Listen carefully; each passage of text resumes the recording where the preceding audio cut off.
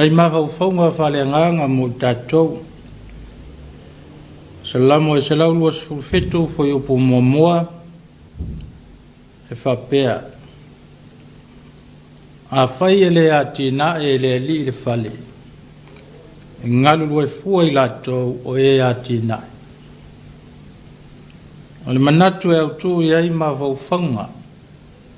E peo le whasinonga le tusi au leo mo le neiva i aso. Whapea. O le atua le mataitu funga. O le atua le mataitu funga. Ia po le atua foi o le matua o whaiva. O whātu funganga ese. Po le alava le matata. Po le ale tiute. O le ale angawaa ma le tāleni.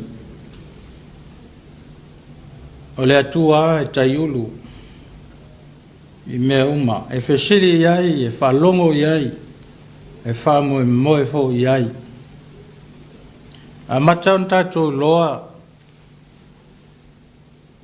I le fofoina, i le atua o le langi ma le lalolangi ma mea o tumuai. E mesa lava o le whaia o le tangata. Ona whapea lea upu o le tusitala o le kenese. O sila atu le atua i mea uma o na whaia. O matua le lei. O le tufunga whai mea maea. O le tufunga whai mea le lei. O le tufunga whai mea sili. O le tufunga whoi lima le lei. Lona winga i aola le tangata. Malona i loa, ma tātou i loa. O tātou lava o nisi o mea na whaia i le atua. E te tau hoi o na tātou whamoe moe i a teia. I a tātou tau mo whainga uma. O le tau tinonga hoi lea whatu pese e pelu. A whai e le ati nae e le ali le whale. E ngalulu e fua i lātou o e ati nae. Alona winga e matua ngau i lava o tātou tangata. Ma le mawhaia se mea. A o se wheau tā ua o longa moli mai. I na ia whate tere ngese lo tātou fia ngā lulue na o tātou lava. Tā whiofi lo tātou fia mua mua. Tā whiofi lo tātou fia tamai ma le fia i loa. O wai vale. Ia ave se foi le vai vainga. Whale tangata. Tātou te masani ai. Leo ifo le langona. Te hao ina matango fie. Se ngā luenga. Tātou te whaia. Ma le lei. Ana tātou whapea ifo lea. O au lava. Ana le aia au e le ngā luenga. Ana le ai au e le mai a le ngā luenga. Ma le nei whale. Ar whiau tā ua o longa mori mai. I nei a tuu le ngā luenga e whaia le atua. Ai tau lava ina whaono mea le tangata. O le whale lea e mausali ma mautū. Ma matango fie. Pe a whaia le atua. E o foi i le tiute whale o leo. Mo le ati ina ina o leo la saunga le mū. Ina ia malu pui ngā o se nu. O se a inga. O se atunu. E a o se kalesia. E mai le whai salamu. E mau le taimi. E a whai e leo ai ma le atua. Wa le asau mai tutonu le fili ma whao matia le lafu mamoe. Le anga o tātou o leo e mata momoe mata utuli momoe. E vai ngō fie. A o le atua e le moe la waia. E le atu le moe la waia. Po le alausu fo i le tai au. I lau tovine ma lau ngā luenga. Lo wala po le tai au. E te ngalue ma wha umi o na e ngalue i le aso atoa. ina ia sele mai le fuorelei o le tamao ainga e tausi ai o tātou ainga ia tele ma le whamoe na ia mau ai se moe file mu a lau tangata mau tātou ainga e mai are whaitalamu e le au ngā lawa e atili heo na le maua sa moe ma le maua se file mu o le malosi e alu vale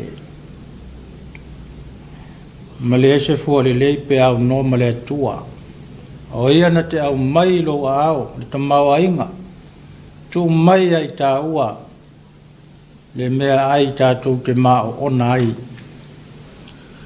pa ia le kalesia ma le atunu pele Samoa malau whaafonga i le nei tai au o le tua lalo le nā o le tala le lei e peo na whaamanatu mai o ati ute ua tōwhi ai tātou e le atua a walawa ni ngalo o i tātou o le autufunga a le matai tufunga nisi hoi taimi o tātou fia pae i le tōwhinga o le matai tufunga ai wha autufunga le atua wha longo maustai i le atua o i tā ua o nao ni mea whai ngā nuenga e pai solo ma tāti tia solo ma whiatu whai solo le eise au ngā le eise winga ai o le anga tele i tātou e ao e na wha ngā ioi e ao le atua e oi le kaletia ma le au whaafonga tātou wha moe ma whaatua i le mana o le atua e tu topu ai wa venga i lo so i fuanga lu e so se tiute ma so se whaiva o wala au nai tātou e au foi i ai tātou na manatua le mea li nei i o tātou o langa o tātou tangata ai maise o tātou loto le malu e fio ai le atua o tātou tangata o mali pelepe o masofa o le angasala al fea ula vale e tasi o mori mai ele fai salamu tātou talia le atua se iona to e fau mo to e atiae o tātou o langa ina ia whafauina ia manuia sauni atu i tāpua inga o le nei aso pa ia o nao Yesu amene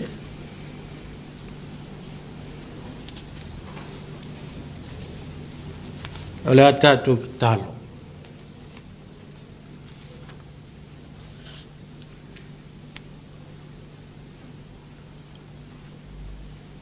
matou whawhitaia la ua whio le atua o no lo walafa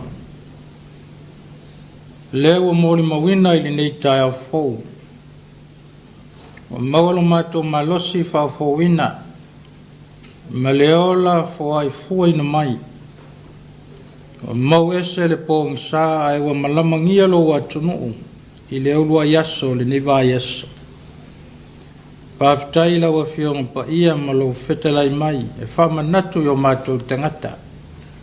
Le tā ua o le ola whalango lango i la wa whio. E manui ai o mātou whaiwa. Ia molia i mana o loa nganga le nefe au i o mātou loto. Ia ola le whamoe moe le lei mai a fua mai i o mātou o langa. Pāwhitai o no le taulanga nei tā pena i ala i lo maliu Yesu mo lo mātou whaola ina. Fo iatu i la ua whio le viinga o le pule au au, o le mana, o le mamalu e whawa vau. Pamangalo lo mātou manatu whawalunga e lava lo mātou atamai e mawhai ai mea uma. O ngalo ia mātou o na whamoi moi la ua whio. O le ala lea le manui aia mātou tau mawhainga uma. Le lie, ma ngalo i mātou lo atunu ma lau e kalesia. E ala i lo toto pa ia kewiso. Ina ia toi whaafau ina i lo mātou walawina. So se tiute ue tō whia i mātou. Awa te tu la fo ina I mātou le rie, nei whaia fua lo mātou tautua I la o fio. Nei mau fe au le leu e tō fia I mātou. Tai e lo wanganga pa ia o mātou tangata. Ma ia whāsu solu mai lo mana malama. Ina ia mātou I loa la o fio. Ma whalango lango I lo mana e o lai. Ma na tua I la tau maua I whanonoanga. Ne si fōi o lo mamai. Ma tō wala au ia iei lau whamalo longa sili. E ala I lo nganga pa ia. Sao nia whale nganga lo watunu I le nei aso. I le uru whale I o manu malu. I so se whata whaitaulanga. E tā pua iai ia te oi. Ina ia la ngona lo whetalai mai. E manui ai Samoa. O le nale o lenga mal te talo e latu lo suafa pele Yesu. Amene. Tato pe pese I le vi inga o le atua o Sarnia.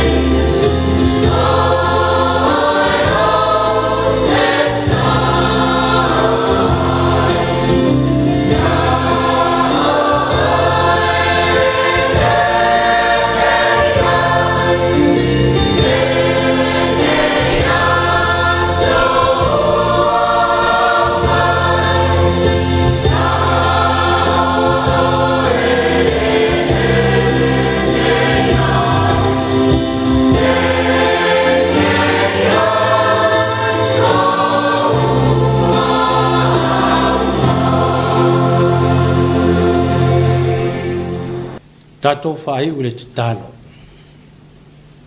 Ie lunga Samoa uma malau e kalesia lo manuia le atua le lava sirisiri eso Yesu Keriso no matua le ma le whaola ma le mafutanga malo nganga pa ia ne iau e le whaavavau e whaavavau lava. Amen.